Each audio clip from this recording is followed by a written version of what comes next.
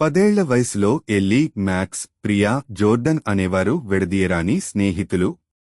వేసవి సెలవులంతా వారు తమ కాలనీలోని అటవీ ప్రాంతంలో గడిపేవారు.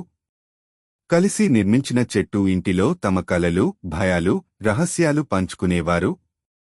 ఒకరోజు వారు ఒక ఒప్పందం చేసుకున్నారు.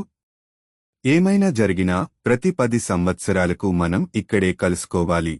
ఒక చిన్న మట్టి గిన్నెలో తాము ఒక్కొక్కరి పేరు రాసిన స్లిప్స్ వేసి వాగ్దానం చేసుకున్నారు. వారి వయస్సు 20 అయినప్పుడు మొదటిసారి మళ్లీ కలుసుకోవడం జరిగింది.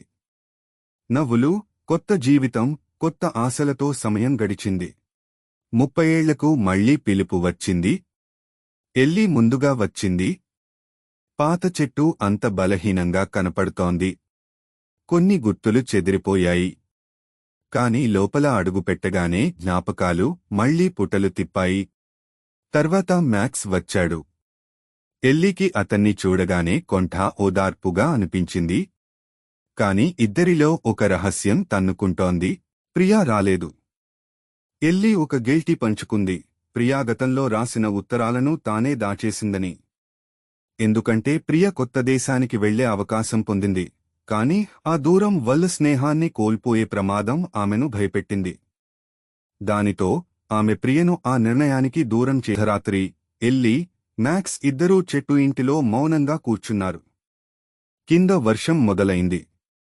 ఆ వెలుతురు మధ్య అడవిలోంచి ఒక రూపం మెరిసింది. చీరలో తడిసిన ప్రిమి చెప్పింది, నేను ఎప్పుడూ వేచిచూశాను. ఎందుకు స్పందించలేదో ఇప్పుడు అర్థమైంది. కాని నేను తప్పించుకున్నాను కాదు, నేను ఎదిగాను. మ్యాక్స్ మౌనం తుడిచాడు. జోర్డన్ నన్ను ఆ రోజు అడిగాడు, మనం నిజంగా స్నేహితులమా అని. అతనికి బహుశా మనం బాధ కలిగించాం. ఆ మాటలతోనే వెళ్ళిపోయాడు. నేను వెనక్కి వస్తున్నాను. అంతే, ఓ చిరునవ్వుతో చీకటిలోంచి జోర్డన్ అడుగుపెట్టాడు. కనుపాపలలో చెమట, పెదవులపై తడి బొటనవేలు. అతని కళ్లలో నిశ్చలత, మరల రావాలన్న నమ్మకం, ఒక అపరాధం, ఒక పునరాగమనం. 4వోసారి వారు కలుసుకున్నారు. ఈసారి వారు నిజంగా మాట్లాడుకున్నారు. అన్ని రహస్యాలను వెలుగులోకి తెచ్చారు. నొప్పులు పంచుకున్నారు. క్షమాపణలు చేసుకున్నారు.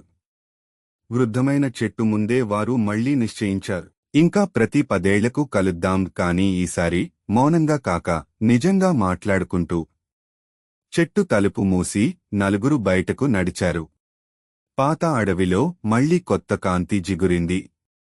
ఇది కేవలం ఒప్పందం కాదు, ఇది స్నేహానికి అంకితమైన మౌనం.